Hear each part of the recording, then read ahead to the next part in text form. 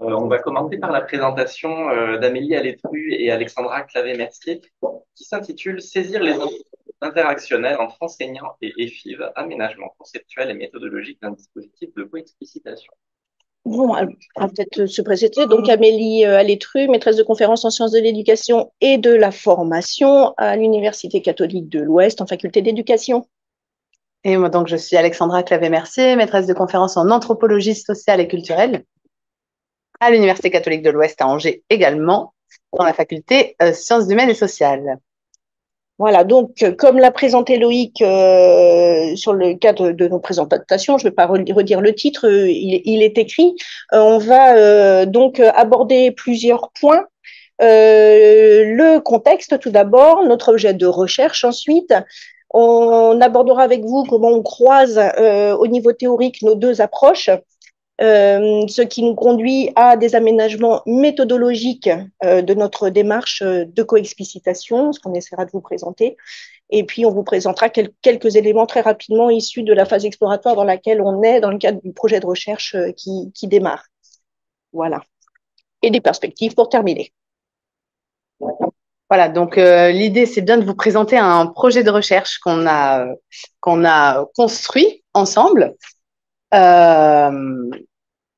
Un projet de recherche qui porte sur ce qu'on appelle les EFIV. Alors, c'est un acronyme, encore un acronyme de l'éducation nationale, mais qui est peut-être peu familier ici à La Réunion. Les EFIV sont ceux qu'on appelle les enfants de famille, les enfants issus de familles itinérantes et du voyage. Et en fait, donc, ce sont des enfants de ceux qu'on appelle en France les gens du voyage, ou les gitans, autrement dit, les gitans français, gens du voyage, il y a plein de termes pour les définir, et qui existent en tant que public de l'éducation nationale, puisque leur scolarisation est caractérisée par un mode de relation discontinu à l'école. Et ça, c'est ainsi que l'indique la circulaire de 2012 qui encadre la scolarité des enfants issus de familles itinérantes et de voyageurs. C'est une existence qui n'est pas nouvelle, hein, je cite la circulaire de 2012, mais ça s'inscrit dans un continuum de modalités de prise en charge des élèves qui ont été d'abord identifiés comme nomades par l'État français, puis des élèves du voyage et ou itinérants par l'éducation nationale depuis les années 70, en gros.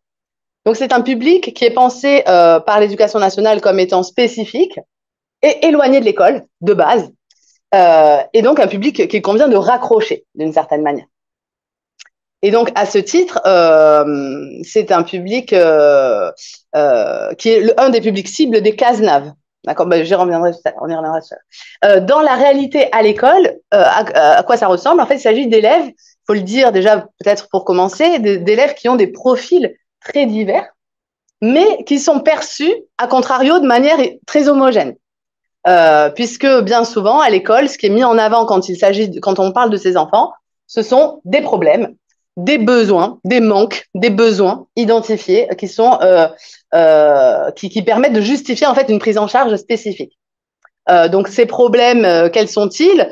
La question de la discontinuité scolaire, l'absentéisme, des problèmes de comportement, des retards sur les acquis scolaires, une certaine déscolarisation au moment de l'entrée au collège. Tout ça, on pourrait continuer, tout ça couplé à une identité qui est assignée, qui est aussi assignée de manière supposée, hein, celle d'enfant du voyage et qui veut dire beaucoup, voire qui veut tout dire et qui permettrait en fait d'expliquer un petit peu tous les comportements et toute la scolarisation en fait de le rapport à l'école, on va dire, de ces élèves-là.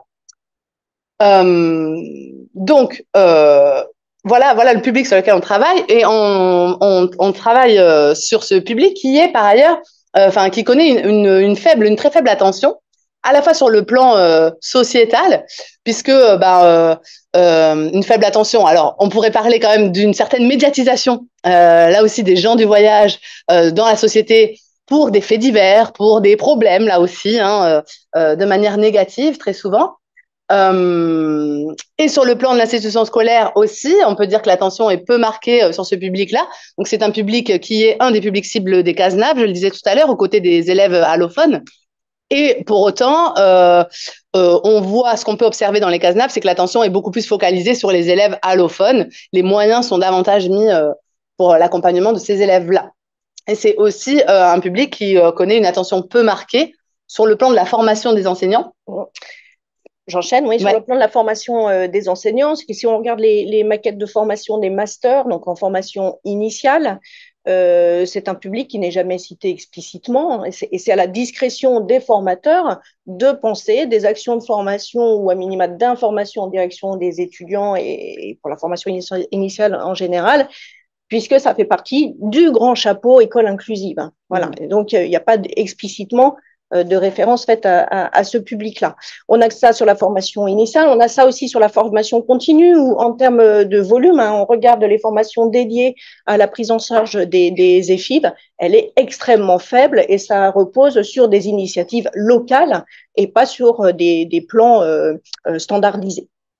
Voilà. Et puis sur le plan de la recherche, les travaux qui ont été menés sont principalement d'inspiration sociologique, avec quelques petites variantes, mais globalement, c'est la sociologie qui s'intéresse à ces problèmes, ces questions de scolarisation de ces publics-là. Et ce qui intéresse à la marge, et pas non plus un objet de recherche sociologique très courant. C'est toi. Donc, je poursuis. Donc, nous, on est parti avec, on a construit ce projet là qu'on vous présente aujourd'hui avec 2 postulats de départ. Le premier qui concerne qui nous semblait nécessaire, c'était le fait de dépasser. C'est une approche culturaliste qui est communément partagée quand on parle de ces publics-là, de ce public-là, et quand on parle de son rapport, de leur rapport à l'école de ces élèves-là. L'approche culturaliste qui considère en gros que, en fait, toutes les difficultés qui sont constatées dans la scolarité de ces élèves relèveraient finalement uniquement de leur spécificité culturelle, à eux, de leur mode de vie, etc. Et donc, au final, toutes les difficultés ou tous les points de frottement en fait qu'il pourrait y avoir entre ces élèves et l'institution scolaire, du coup, seraient imputables aux élèves eux-mêmes et non pas du tout à l'institution. Donc ça a été démontré. Et nous, en fait, on pense que ces spécificités culturelles, ces modes de vie ne suffisent pas, finalement, ne sont pas pertinents pour expliquer l'ensemble des difficultés rencontrées dans la relation enseignant-enfant du voyage. Et il nous semblait nécessaire de sortir en fait d'une vision institutionnelle, d'une vision dominante, ethnocentrée, pour essayer de comprendre ce que la présence de ce public fait au travail enseignant. Et en retour aussi, ce que finalement les pratiques enseignantes font aux élèves concernés. Donc nous considérons que les réussites et les échecs scolaires et plus largement en fait le rapport à l'école de ces élèves sont finalement, de ces élèves comme d'autres d'ailleurs, le fruit de croisements entre des dispositions personnelles des élèves, des élèves et de différents acteurs en présence d'ailleurs, des expériences scolaires antérieures d'une part, antérieures, il peut s'agir d'expériences scolaires des élèves eux-mêmes, mais aussi de leurs parents et des transmissions qui sont faites là-dessus. Et troisième point, des interactions entre élèves et enseignants qui sont vécues quotidiennement. Et en fait, ce sont précisément ces interactions-là que nous proposons de décortiquer pour essayer de comprendre ce qui se joue dans la rencontre entre enseignants et élèves lorsque les situations sont présentées comme étant compliquées, comme étant problématiques relativement à ce public-là. Comme on vous le disait tout à l'heure, les travaux qui existent sont principalement d'inspiration sociologique et nous, il nous semble intéressant donc de renouveler en fait l'attention portée à ce public-là et notamment en croisant nos 2 entrées disciplinaires en sciences de l'éducation et en anthropologie, ce qui permet vraiment une fécondation par ce croisement conceptuel.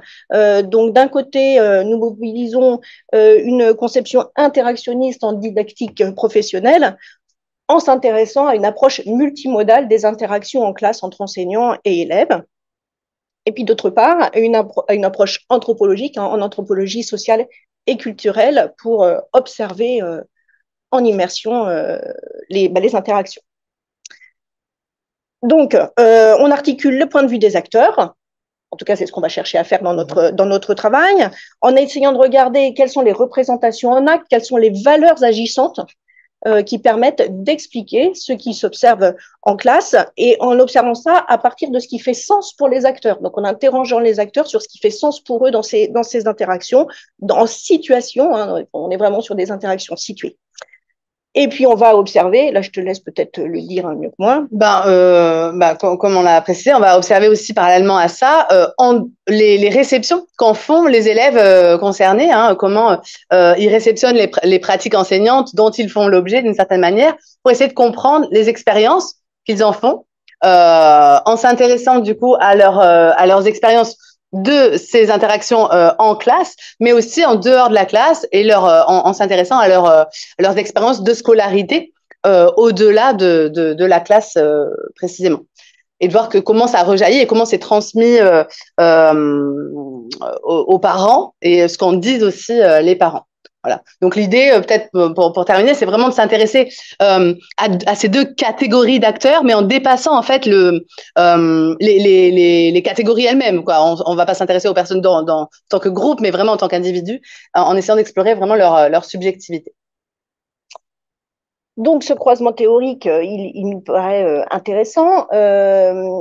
D'un côté, on va regarder ce qui est de l'ordre de l'activité interactionnelle, hein, et en regardant de quelle manière elle est marquée culturellement, mais en ayant toujours cette vigilance, comme on vous l'a dit tout à l'heure, hein, de sortir d'une vision ethnocentrée et en ne pensant surtout pas que la culture explique de fait ce qui se passe.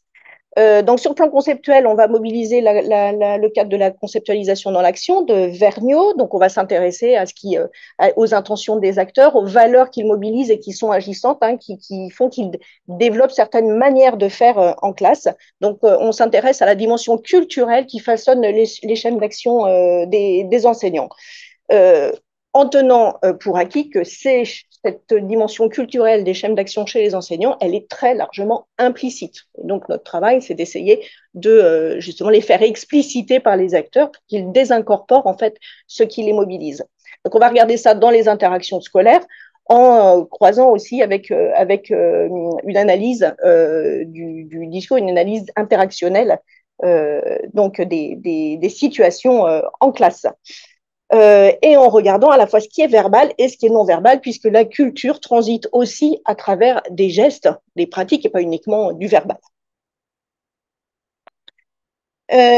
Donc, ça nous amène à penser un dispositif méthodologique renouvelé à partir de ce qui a pu être mobilisé dans d'autres travaux qui ont été faits auparavant sur des dispositifs de coexplicitation.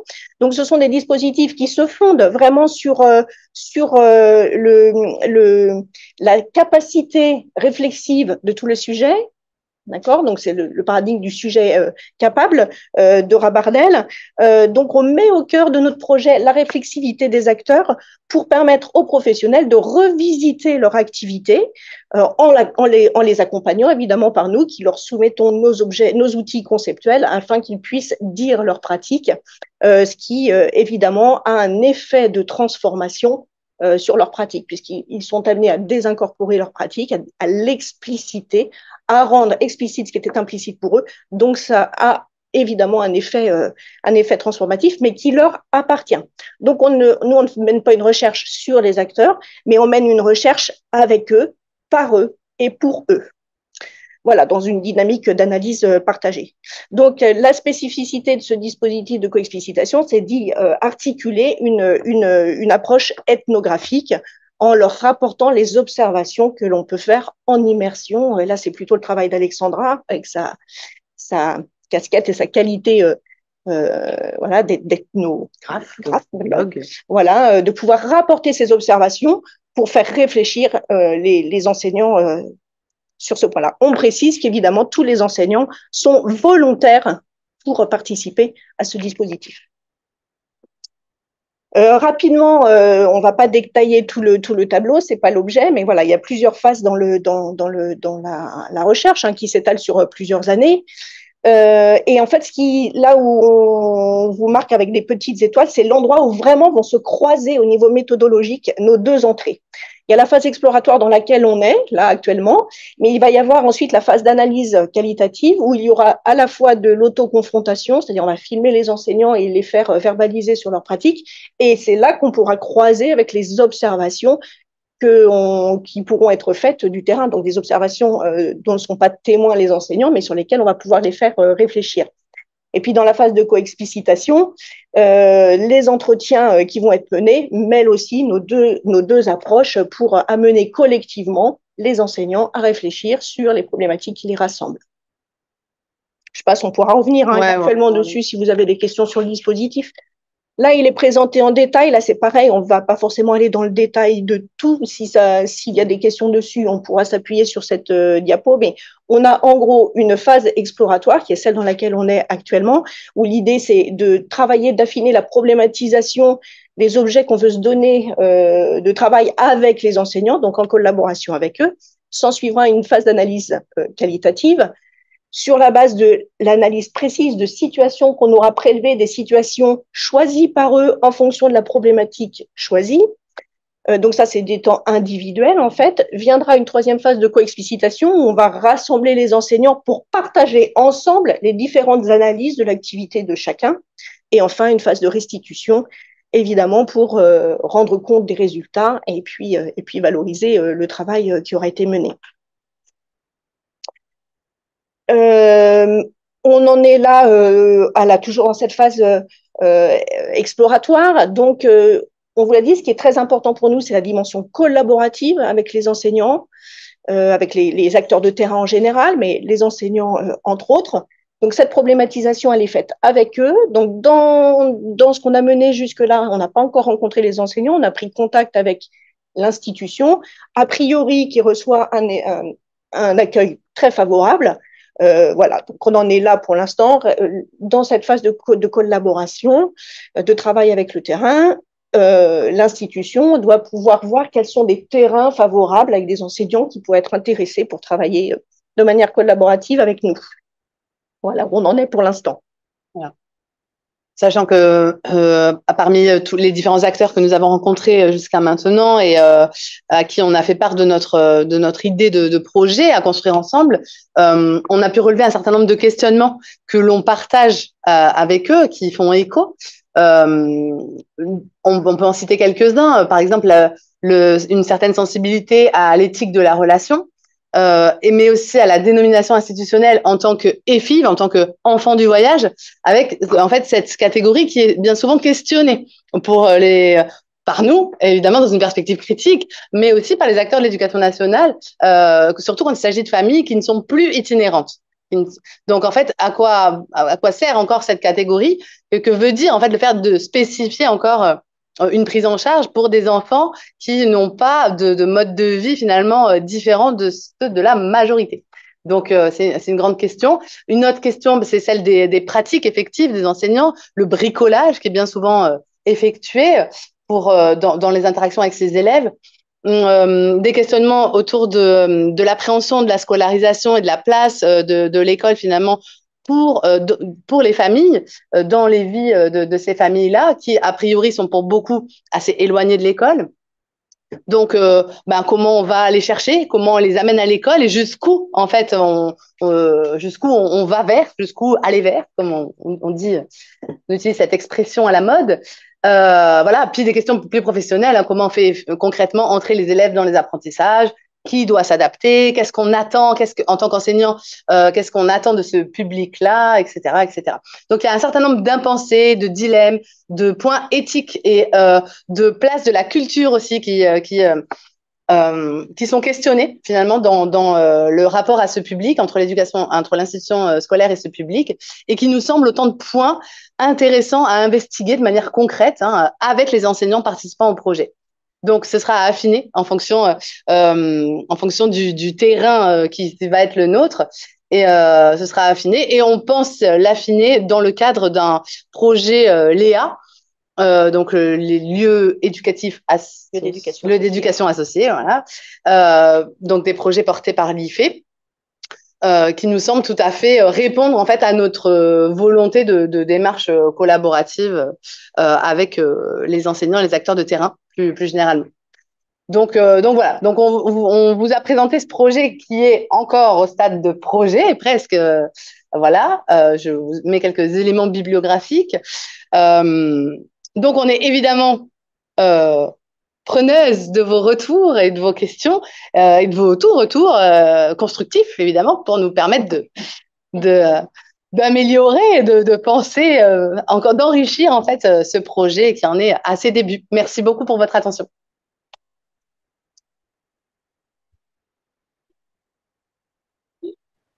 Alors, on va avoir des questions et puis des commentaires qui vont être adressés en ligne et dans la salle. Peut-être que je commencerai par la salle et puis si vous voyez des choses apparaître en ligne, est-ce que quelqu'un souhaite prendre la parole? Rodka, vas-y. Merci, bonjour. Comme Debbie, que je n'ai pas croisé tout à l'heure. Donc, merci pour ce projet très intéressant. Moi, cette population m'intéresse particulièrement parce qu'avant de rejoindre la Guyane, j'ai travaillé 2 ans sur le Rhum à Strasbourg et en Roumanie, en 2 communautés. Et moi, je me suis partie sur l'éducation en famille. C'est-à-dire que je fais la même chose que vous, parce qu'ils vont, OK, ils ne viennent pas à l'école, ils ne veulent pas venir, on va amener l'école chez eux. Donc, on a construit une mallette pédagogique avec le Conseil de l'Europe et on a laissé ces mallettes dans la nature avec une présentation. On a une petite explication parce que, comme je vous ai dit, on n'a pas pu continuer. Et après, on est retourné sur le terrain pour voir qu'est-ce qu'ils ont fait de la mallette. Bien évidemment, moi, Amélie connaît mon genre de recherche, je m'intéresse plus à l'éducation dans la famille. Donc, ça m'intéressait de voir si les parents se sont intéressés à la mallette, si les enfants se sont intéressés, et comment ils vont l'utiliser. Et l'idée était de voir, parce qu'il y avait du savoir scolaire, en fait, du programme scolaire dans les mallettes. Bon, je veux te dire tout de suite le résultat. J'ai trouvé les éléments de la mallette partout dans la cour, mélangés avec les cailloux, jetés, etc. Donc, bon, ils se sont amusés avec la mallette, adultes et enfants. Donc, du coup, je suis restée sur place et j'ai fait l'enseignante. Je lui ai montré comment faire et ça a très bien marché dans n'importe quelle classe, de n'importe quelle famille. Maintenant, chez vous, vous regardez, donc nous, on n'a pas regardé ce qui se passait dans la classe. Par contre, on a regardé le contexte et toutes les interactions, tous les écosystèmes en interaction, etc. Et chez eux, il y a un médiateur scolaire pour les Roms. C'est un travail formidable parce qu'il y a un peu l'interface entre l'école et la communauté. Bien évidemment qu'il ne peut pas faire ce qu'il devait faire sur le contenu parce que les inspecteurs, il y a des inspecteurs roms extraits qui sont venus pour cette catégorie parce qu'on n'avait pas assez de couches. Et du coup, ils font des choses qui sont au-delà de l'apprentissage, ils font les parquets, etc. Donc, on a regardé tout dans la famille. Et ce que je pourrais dire comme ça rapidement, c'est que selon moi, intellectuellement, c'est déjà intellectuellement, il n'y a aucune différence. Voilà, ils peuvent tout à fait faire face à tous les savoirs scolaires. Tant qu'on les intéresse et tant qu'ils sont en situation de classe d'apprentissage, ils sont considérés. Maintenant, on n'est pas allé en classe et on n'a pas du tout étudié les représentations du professeur et je pense que ça nous intéresse. J'ai bien compris. Voilà. On a regardé, par contre, on a interviewé un peu les parents. Donc maintenant, la question est, les enseignants que vous allez interviewer, vous allez essayer de voir les représentations qu'ils ont par rapport à ces populations-là, par rapport à leur intégration dans la classe. Oui, mais pas uniquement leur représentation, c'est-à-dire que c'est à partir de la captation de situations réelles. Voilà, en fait, on va remonter à leur représentation, mais on ne va pas les interroger d'emblée dessus. Voilà. Si, il y en aura, voilà. Ou avant, mais en tout cas, vraiment le cœur de ce qui nous intéresse, c'est comment expliquer les interactions telles qu'elles se passent et telles que nous, on peut les observer. Entre les élèves et entre les élèves. Et entre les élèves, oui. Les élèves roms et les élèves non roms. Eh ben, ça, c'est. Oui, ça sera pris en compte dans l'observation, évidemment. Oui, bien sûr. Les parents disent, attention, il y a des roms dans la classe. Je souhaite que mon enfant soit vivant. qui ne se trouve pas dans le même banc que l'autre, et que l'autre soit tout au fond de la classe. Et si vous ne faites pas ça, bah, vous retire de votre classe. Ouais.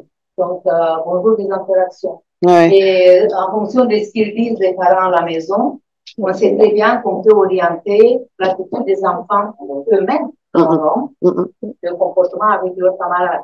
Donc, c'est plus intéressant de voir les interactions, mais ma question était, mais est-ce que vous allez vous intéresser de voir pourquoi? Donc, pourquoi c'est un peu quand même entrer un peu dans la famille ou les interroger? Parce qu'on voit ce qui se passe dans la classe, mais pourquoi ça se passe comme ça, on ne sait pas. Et ce cas-là que je donne, je sais pas si à Strasbourg c'est plus pareil, parce que je ne suis pas l'expert. Normalement, c'est clair que les rôles ne sont pas les bienvenus dans la classe. Oui, j'ai fait des enquêtes en Roumanie aussi à l'école, donc je me suis intéressée aussi aux élèves à Sighișoara. Moi, j'étais à Iași, okay. Dans le nord. Mais bon, c'est vrai qu'on met souvent ensemble, petite précision quand même, on met souvent, et notamment les institutions européennes, donc vous avez travaillé pour le Conseil de l'Europe, mais les institutions européennes pensent ensemble toutes ces populations roms, tziganes, gitans, gens du voyage, mais il faut quand même rappeler que là, nous, du coup, on va pas, contrairement au cas que vous avez évoqué à Strasbourg, où vous avez travaillé sur les élèves roms roumains à Strasbourg. Non, je travaille sur les élèves roms roumains en Roumanie. Ah, en Roumanie. Et sur les élèves, par contre, sur les roumains. Ouais. Et à Strasbourg, je travaillais sur les Roms qui étaient suivis par l'association Art Rom de Dominique Steiberger. Ok. Donc des personnes qui sont françaises de nationalité. C'est ça, ouais. D'accord. Voilà, oui, c'est ça. Donc on appelle, ils ne sont pas vraiment des Roms, mais qu'on appelle en France gens du voyage et qui sont vraiment pour le coup la note publique, effectivement. Ouais. Ils sont accueillis dans la classe. Ben, alors, juste, c'est ça qui est intéressant dans notre double perspective.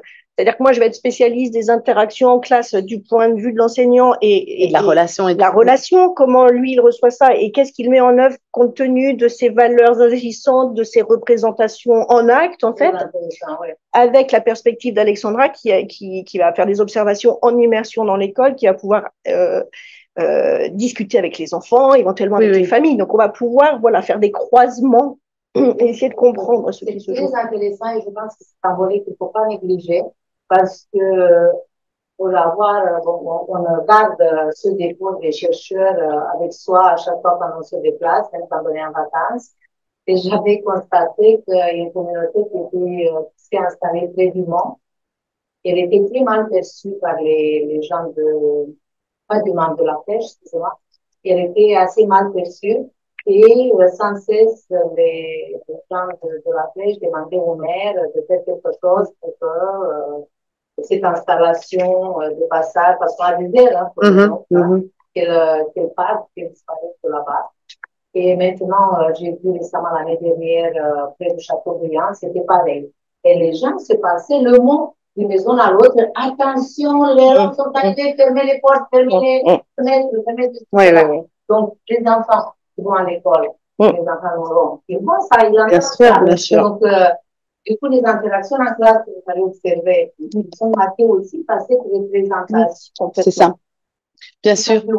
Ouais. À cause du ouais, bien sûr. Il y a ça comme contexte qu'il faut évidemment prendre en compte. Et étant donné que j'ai quand même déjà fait pas mal d'observations dans les classes au sujet de l'accueil, pour voir comment sont accueillis ces enfants, j'ai pu aussi me rendre compte que les enseignants essayent de contrebalancer ça d'une certaine manière, pas tous, certains d'entre eux en tout cas, évidemment, mais en essayant d'accueillir, de prendre en compte ces élèves, en mettant en place certains outils, certains supports pédagogiques qui se veulent inclusifs, en tout cas que eux-mêmes pensent étant inclusifs. Et donc, c'est très souvent des supports pédagogiques qui mobilisent ce que les enseignants eux-mêmes pensent relever de la culture de ces petits élèves. Et donc, ça nous donne des supports pédagogiques qui portent sur le cirque, la roulotte, le hérisson, le flamenco.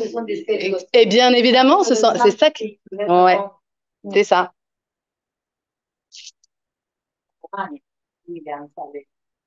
Il met en valeur justement des peintres, des artistes de toutes sortes. Voilà, Ouais. pas seulement le cirque. Non, et concrètement, ça parle pas du tout aux enfants parce qu'effectivement, il s'agit de stéréotypes, c'est pas des choses qui. Et avec un effet qui est à rebours de ce qu'ils imaginaient, c'est-à-dire que ça culturalise encore plus ces élèves-là sur la base de représentations ethnocentrées. Et du coup, ça crée comment dire, ça enfante cette différence, bien sûr, c'est ça. Ouais. Oui, je vous dis ça, que c'est très important de voir, parce que c'est très difficile de résoudre ce problème-là. Je ne pense pas qu'on va le résoudre dans les 20 années à venir. C'était très difficile de le résoudre parce que ça fonctionne sur des stéréotypes, c'était pas la question de voir l'extrême droite pourrait risquer d'être au pouvoir, etc. Et donc, c'est pas prêt à sortir de l'auberge, mais dans l'analyse, c'est pour ça que il faudrait voir comment vous allez pouvoir tenir compte, même si je comprends que vous vous focalisez sur l'activité en classe, et on ne peut pas tout faire non plus parce que c'est pas, vous avez besoin d'une ANR, voilà, c'est vrai. Pour mettre des spécialistes dans tout ça. Ouais. Et on va y aller progressivement. Pour mettre tout ensemble à la fin, quoi. Ouais. C'est vraiment un sujet du projet ANR. Oui, c'est demain, il faut se mettre en scène. Ouais. Ouais, 15 octobre. Ouais, c'est ça. Bon, on n'a plus vraiment le temps pour cette année.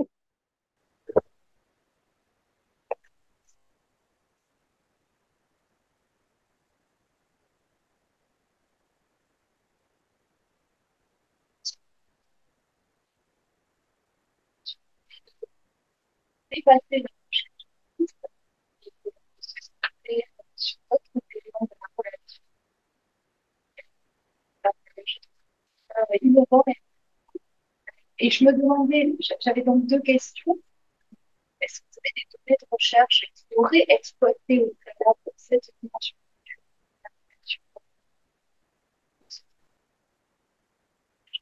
Quels seraient les principales, les points saillants de ce qui est fait? Et la deuxième, je voulais savoir quels seraient normalement les éléments ou les variables culturelles sans forcément les développer, mais que vous auriez peut-être regardé dans dans les interactions ensemble. Bon. Alors, sur la première question, moi, mon travail de thèse m'a amené vraiment à repérer en fait comment, de manière implicite, des enseignants mobilisent leur culture comme ressource pour enseigner, soit pour enseigner contre, soit pour enseigner pour leur culture. Ça dépend comment ils se positionnent de manière identitaire par rapport à leur culture. Et moi, j'ai travaillé ça sur le terrain polynésien. Voilà, donc dans le cadre de l'enseignement des langues et cultures polynésiennes. Donc j'ai repéré en fait l'impact de la culture de manière implicite dans les pratiques à travers les interactions de manière multimodale, donc dans les interactions langagières, mais aussi dans les interactions non verbales, le regard, la posture, les gestes, etc. C'est la première fois en fait que je vais enquêter sur cette population-là. Toi, par contre, tu as plus de matériaux sur ces enfants-là. Et ensuite, par rapport à la deuxième question, je te laisserai répondre ensuite. On n'a pas comment dire, délimité d'objets culturels a priori, parce que ce qui nous intéresse, c'est de voir justement qu'est-ce qui est significatif du point de vue des acteurs eux-mêmes. Donc, a priori, on ne sait pas ce qu'ils vont en mobiliser.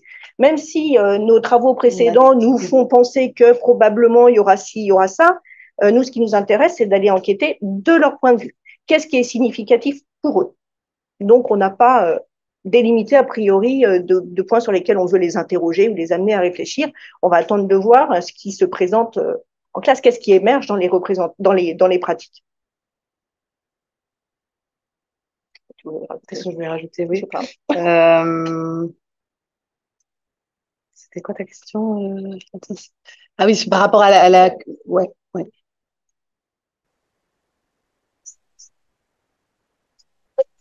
Mais ce qu'on voit de façon tout à fait caricaturale d'une situation, lorsque l'on regarde cette situation-là, on peut tout de suite agréger une variable culturelle qui peut être prégnante et qui pourrait expliquer justement les différences de traitement pédagogique. N'avez pas peur en balayant cet aspect culturel de rater certains éléments de l'observation notamment en ne les ayant pas au préalable peut-être catégorisés. Moi, j'aimerais comprendre quelles sont vos limites. Alors, là, peut-être dans la question du projet, mais quelles sont les limites finalement de vos observations et à quel moment vous allez vérifier que cette variable-là, elle n'est pas intéressante à observer dans la mesure où elle ne rentre pas dans l'aspect culturel de la relation secondaire. Peut-être que Mais, en fait, je pense que nous, notre principe de départ, c'est d'être sur une démarche inductive. Donc, c'est de voir ce qui provient du terrain pour en tirer des enseignements. Et non pas d'aller essayer de voir si on retrouve quelque chose d'un ordre qu'on a pensé a priori. Voilà. Donc, les stéréotypes. Voilà. Bah, ah ben si, au contraire. Mais c'est pas l'entrée avec laquelle on va interroger les enseignants, en tout cas. Non, mais on les a en arrière-plan. Et on va forcément être attentive à ça. C'est pour ça que je suis pas sûre, je sais pas si on se comprend bien, mais on va être attentive précisément à ça, justement, à la manière dont ces stéréotypes peuvent être mobilisés par les enseignants de manière implicite ou explicite des fois, d'ailleurs. Mais c'était peut-être pas expliqué clairement de notre part, mais en tout cas, on partira de ce qu'on observe et pas de choses qu'on ramène a priori. Voilà. Après, oui, ces stéréotypes, on les a en tête, on les connaît parce qu'on, de par nos travaux précédents sur le sujet, et de par la littérature existante jusque dans les années 80-90 sur tout sur toutes ces populations là, notamment les Tziganes, les gens du voyage français. Jusque dans les années 80-90, on avait une lecture de leur rapport à l'école comme étant vraiment culturaliste, quoi. C'est ce que j'essayais de dire tout à l'heure, c'est-à-dire qu'on pensait que tout s'expliquait par leur disposition, leur culture, leur spécificité qu'on attribue toujours à la culture. Et bon, moi, je me situe dans une approche d'anthropologie beaucoup plus sociale que culturelle. Je pense qu'il y a du coup cette approche culturaliste concernant ce public a occulté, en fait, et je suis pas la seule à le penser, a occulté tout un tas de dimensions davantage sociales, notamment sur la place que ces personnes ont en tant que minorité dans notre société, des rapports de domination qui se jouent dans ce cas-là, et c'est tout ça que je prends en compte moi dans mes analyses et auxquelles je suis particulièrement attentive, quoi. Mais il ne s'agit pas d'évacuer du tout les stéréotypes, au contraire, les stéréotypes culturels, au contraire. Il s'agit de les travailler en fait davantage. Je ne sais pas si c'est clair. On aura une dernière question, puis après on passera à la catch vidéo. On aura un petit temps aussi à la fin pour ramasser et puis rééchanger autour de tout. Allez-y si vous voulez. Bonjour, je suis Lisa Lafave et Anna Romain. On est étudiante en master en espagnol et nous, par un mémoire sur l'ennui. Et on se demandait si. Je pense qu'il faut. Est-ce que vous pouvez essayer de parler plus fort pour tout le monde? Oui, désolée. Si on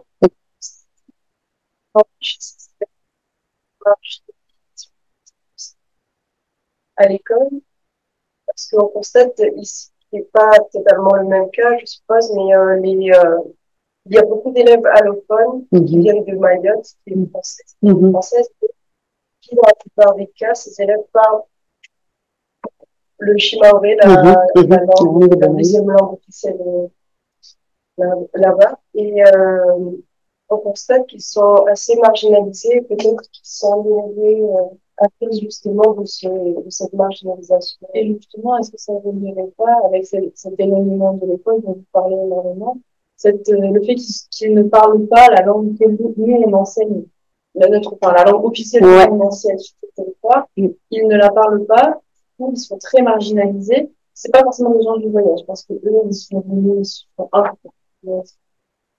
venus à la Réunion pour espérer trouver de meilleures conditions de vie, ils sont en migration, quoi. Ils sont en migration. Parce que vous, votre public n'est pas forcément en migration, mais on constate cette même marginalisation. Est-ce que pas, les deux seraient pas liés? Est-ce que la marginalisation ne serait pas un facteur d'ennui chez certains élèves? Ah oui, je pense qu'il y a un truc à creuser, c'est clair, dans le lien. Après, nous, les enfants du voyage dont il est question sont francophones, sont français de nationalité. Des fois, ils ont une autre nationalité en plus. C'est possible. Je pense, par exemple, à certaines familles qui se définissent comme des gitans espagnols. et qui ont la double nationalité espagnole et française et qui sont considérés comme gens du voyage. Mais pour beaucoup, pour la plupart d'entre eux, ils parlent le français. Ils ont une connaissance du français qui, parfois, pour certaines familles, c'est pas forcément la langue maternelle. Parfois, ça va être un français qui va être considéré comme mélangé avec les langues maternelles, que ce soit le romanesque, la langue rome qui peut être parlée par certaines familles, ou une autre langue comme l'espagnol ou le catalan, par exemple. Mais voilà, du coup, c'est pas tout à fait la même problématique parce que peut-être qu'effectivement, dans certains cas de figure, on peut parler d'ennui. Enfin, c'est vrai que ça peut être visible en fonction de ce que propose, en fonction des pratiques des enseignants aussi. Mais c'est peut-être pas un ennui pour le coup lié au facteur linguistique dans le cas des gens du voyage. Je dirais ça. C'est un peu différent. Mais oui, je pense qu'il y a un truc à creuser, en tout cas, c'est clair, entre le fait d'être marginalisé. Bah oui, oui, ouais, ouais. On pourra discuter, si vous voulez, plus en détail sur votre mémoire. Merci Avec beaucoup. plaisir. Encore bravo pour votre Merci à vous.